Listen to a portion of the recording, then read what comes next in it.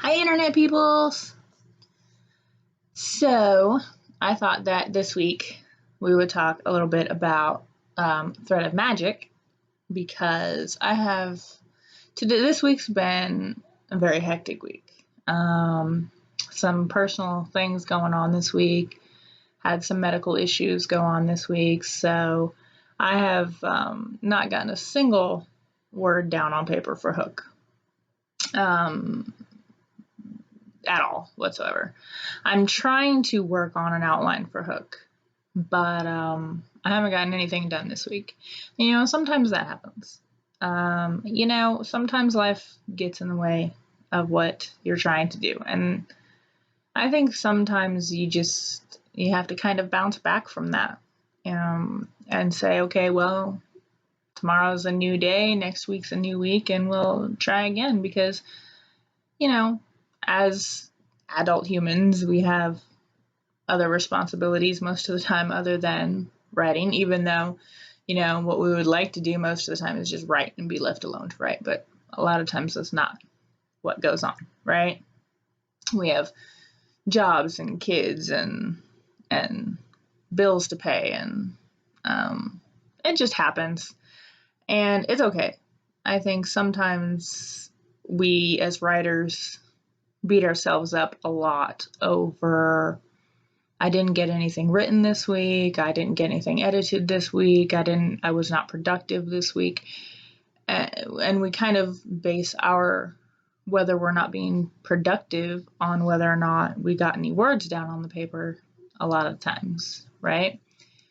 But just because you didn't get any words on the paper today or even this week, it doesn't mean you weren't productive. It means you were productive in other things. It means that you got your car fixed, or you got your kid to orientation, or you went and bought school supplies because school's starting. Whatever it was that was taking your time away from writing is okay, because unfortunately we cannot always just focus on writing as much as we may like to, and that's okay. That's okay.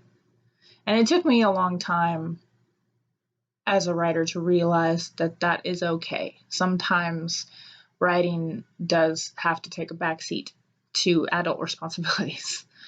And that's just the way it is. And that's okay. And I think if you beat yourself up over it, you become less productive when you do have time to write. Now you feel guilty for not having written anything, and now you feel like you're not productive. So when you do have time to write later on, you don't write because now you're like, well, I didn't write anything last week. That doesn't mean you're not going to write anything next week. That doesn't mean you're not going to write anything tomorrow. That doesn't mean you're not going to have this blast of inspiration come to you in the middle of the night and you're going to start a whole new draft of a story. It's okay to have other things that need to take your time sometimes. And I think sometimes as writers, we're very hard on ourselves when it comes to that. So this week, we're going to talk about, we're not going to talk about Hook. Instead, we're going to talk about A Thread of Magic, which I'm very excited about. We're probably going to talk about A Thread of Magic, like a lot, because I'm very excited to have finally finished a Rumpelstiltskin story. And I thought when I started Thread that it was going to be just a retelling of Rumpelstiltskin. That was going to focus on the Rumpelstiltskin story, and that's it, and his journey. But what ended up happening when I was writing Thread was that all these other characters started popping up in my head and saying, hey, I'm in this story too, and I have something to say. Hey, this happened to me, and my story's not correct either, and this is what really happened in my story. All these other characters started showing up in my story that were not originally planned to be in my story about Rumpelstiltskin and his journey, but they did. And I think it made it a more interesting story. And it took me about 2 years to write Thread, And it was a pretty consistently writing on Thread, but sometimes I did take long breaks from Thread. So it took me about 2 years to write. So this is Lydia, by the way. She's my bear. I collect bears, very expensive bears, and I collect them, and my husband indulges me sometimes. So Lydia here is my birthday present from last month, and she came all the way over from Ireland, so she's pretty special. Anyways, back to Thread. So instead of Rumpelstiltskin being just about Rumpelstiltskin, it ended up being this amalgam of all these other character stories. And it was better that way when I started letting those characters in, because originally I was like, no, that's not what this story is about. We're not doing that. This is about this. This is about what I think it's about. But when I started letting those characters actually come in and say what they wanted to say and be part of the story that I was trying originally to keep them out of, I think it actually made the story a lot better. It made the story more in depth, and I think it gave it a lot more character to the story than it had before. So, who do we meet? This is my outline for Thread. Oh my goodness. Let's see. This took me about 3 days to write. It's 6 pages long, and it's my original outline for A Thread of Magic, and it was finished on March 11th, 2020, so that's how long. So if you know, that's how long. That's when the outline was finished, and I started actually writing the story, so that gives you an idea of how long it takes me to write something. And then I have other notes and scribbles and things like that about Thread that came later.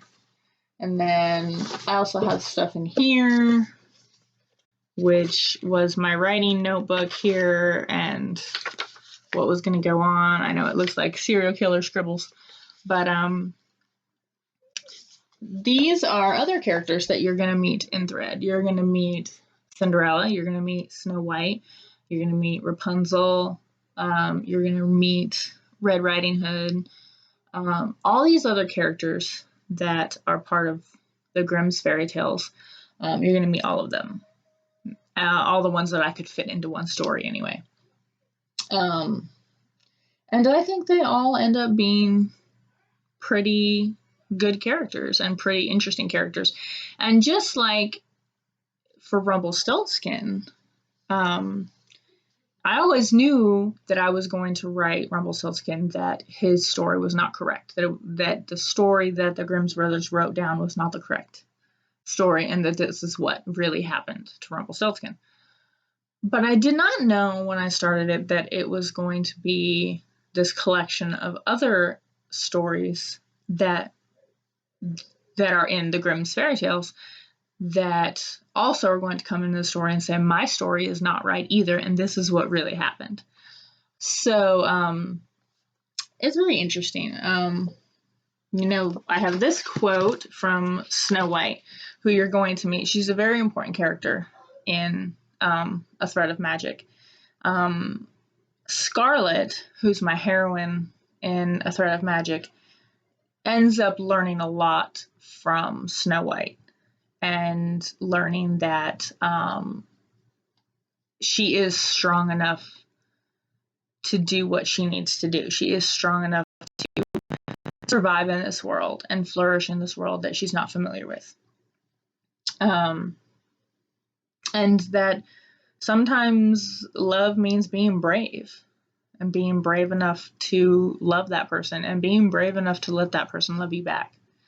So Scarlet, my heroine, learns a lot from Snow White as kind of a cautionary tale of don't do what I did.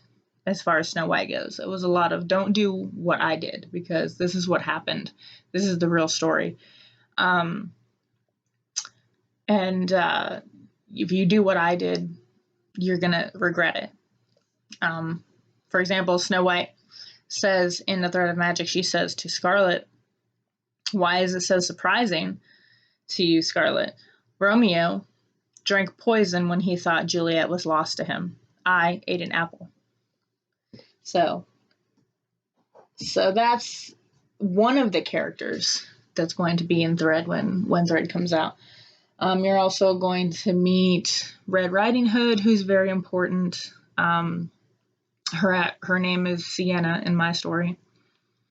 You're going to meet her, and you're going to find the true story of Red Riding Hood is not what was written down by any stretch. And if you read the original Grimm's fairy tales, it's not that surprising, because the Grimm's fairy tales, if you read Red Riding Hood, it's got some salacious kind of things to it.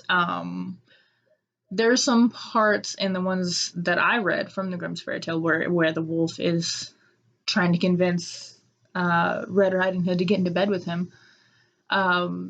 There's some adult tones going on in Red Riding Hood, so you're going to meet her as well. You're also going to meet Rapunzel, who Rumpelstiltskin was heavily involved in the Rapunzel story. And you're going to meet, there's dragons, there's fairies, there's no mermaids, though. No mermaids in Thread. And let's see. You're going to meet my villain in Thread, who's going to be Cassandra. And Cassandra's an original character for Thread.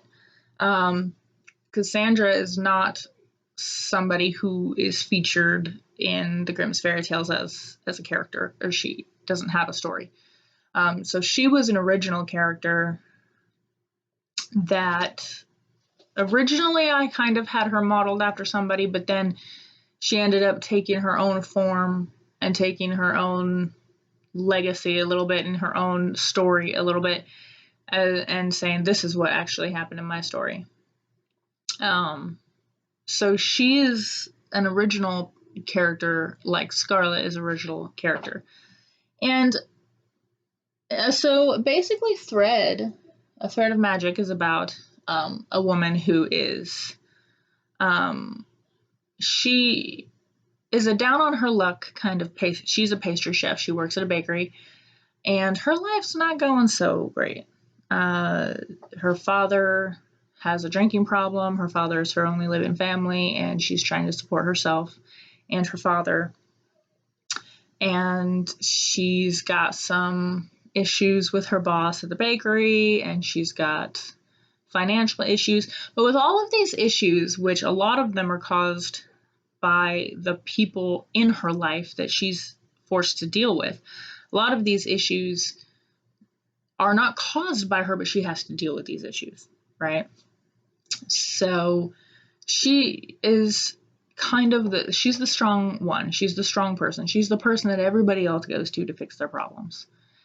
And one day, while she's at work, she accidentally summons Rumpelstiltskin from another world and summons him to our world, modern day San Francisco is where it's going to start.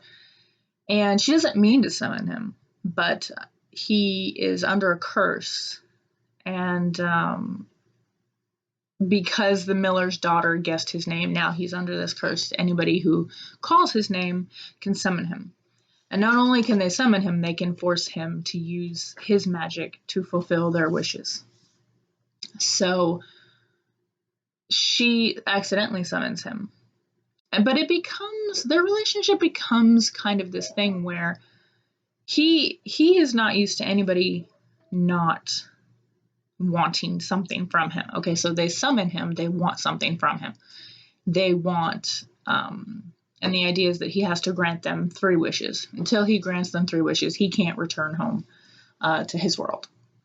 So he is in this situation, Rumpelstiltskin, where everybody he meets wants something from him, wants him to do something. And this woman, Scarlet, who summoned him by accident, did not mean to summon him, he meets her, and at first he's like, all right, well, what are your wishes? And he realizes that not only does she not want anything from him, but she actually wants to help him um, get out of his curse and to resolve his curse so that he is not under this curse on his name that he has. And he realizes as she does go through making her wishes, she ends up making her wishes mainly so that he can go home, mainly so that he is not trapped in our world. But as she goes through making her wishes, he realizes that all of her wishes that she's making, none of them are for her. None of her wishes that she makes are for her. She makes one wish for her father. She makes another wish for somebody else. And then with her third wish, she attempts to break the curse on Rumpelstiltskin, which really kind of blows his mind a little bit. He thinks, why would she take this wish where all of this stuff that I could give her, because she's not in a very good situation in life. She has financial hardships. She's got this tiny little apartment in San Francisco. She just lost her job. Her boss is a jerk. She just lost her job. She doesn't know how she's going to pay her rent. All of these issues that she's got to deal with. And her final wish that she makes was not for her and was not to fix anything about her life. She uses it to try to save him, try to break the curse that's on his name, the name of Rumpelstiltskin. And this is really a turning point in their relationship. This wish that she makes him stop and go, okay, I am going to reassess the situation. So what ends up happening is she ends up going with him into his world, into Rumpelstiltskin's world. And while she is there, that she meets all of these other characters that she's going to meet. And with each new character that she meets and finds out the real story of this character, she kind of ends up in discovering these other characters' true stories, that she kind of figures out her own story and what her story needs to be. So that's kind of a thread of magic in a nutshell. So what am I reading this week? I am reading, this is what I'm reading. It's called Captain Wentworth's Diaries, and it's by Amanda Grange. I have the entire Amanda Grange series. I'm a big, huge Jane Austen fan. Always have been. Love Jane Austen.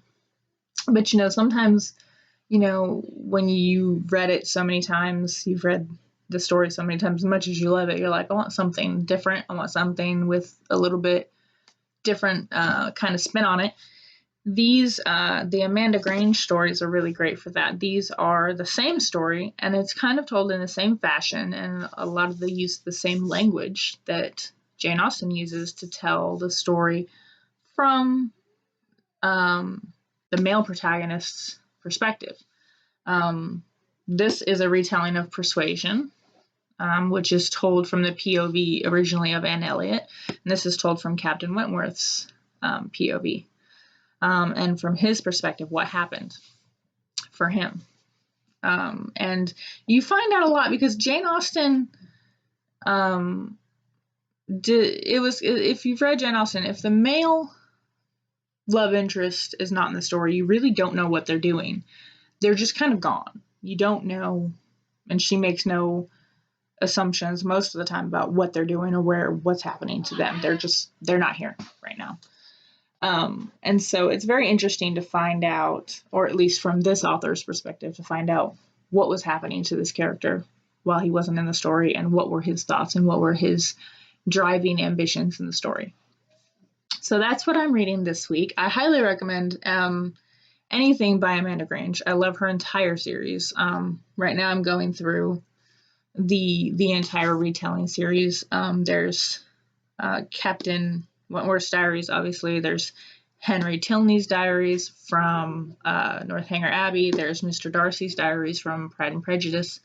And they're all told in diary format, as if they were writing in a journal. And you just you go through it all as if you were reading their journal. And so it's a very interesting take on the Jane Austens. So that's what I'm reading this week. And I see, okay, everything's falling. I'll see everybody next week, and we might talk a little bit more about Fred, or if I get something written on Hook, we'll probably talk about that too. So, hope you enjoyed this video. Tune in for next week's video. Hopefully I get some writing done. Bye!